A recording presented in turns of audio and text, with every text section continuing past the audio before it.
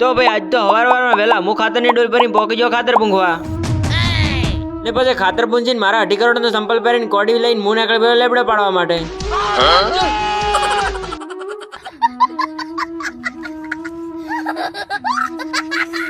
અને એક પગને ધોબલા ઉપર મેલીને મોસડી જો લેબડો કાપવા માટે.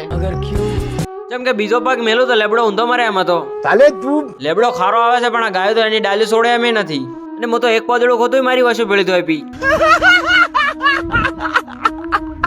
અને પછી પોકી જા બીજા ક્ષેત્રમાં કેમ કે કરવાના હતા એમાં ફુવારા ઉભો. અને પછી ફુવારા ખૂટી જાય એટલે અમે પોકી જા લેવા ઘરે ને ઘરે આવીને જોયું તો આ ભાઈ તો કરતા હતા ફુવારામાં પણ આ ચકો જઈથી આવ્યો. कुछ समझे दया તો આજ રૂપાળો ભાઈ મારો લઈને આવ્યો તો મારા માટે આજ બોર इतनी खुशी પછી તગારો લઈને આવી જતા ક્ષેત્રમાં કેમ કે ઓમના ખાય તો ગોમમાંથી લાઈન ખાતર તગારાને ક્ષેત્રમાં લઈને આવવાનું એકમાત્ર કારણ હતું કે જે ખાતર પેલા મેણી આવ્યા હતા એને કરવાના તો ભેળ.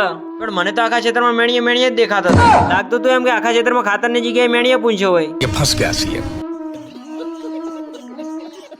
ને પછી ફાઇનલી બધા મેણીયા વેણી કરી નો છો તો ડગો ને હળગાઈ નો છો તો ને પછી પોકી જતા ગોમમાં કંટ્રોલ લેવા માટે ને ઘરે આવ્યો એટલે આવી જતા પગમ ગલુડીય એટલે પાછારો ના એક કાદો પગમાં આવી જાય ને મારા જેલમાં જવું પડશે. ને આ ગલુડીએ મને પકડીને હવે જેલમાં મોકલાવી દીધો. તમે વિડીયોને લાઈક કરી ફોલો કરી નાખજો ને મળશું હવે આગલા વિડીયોમાં.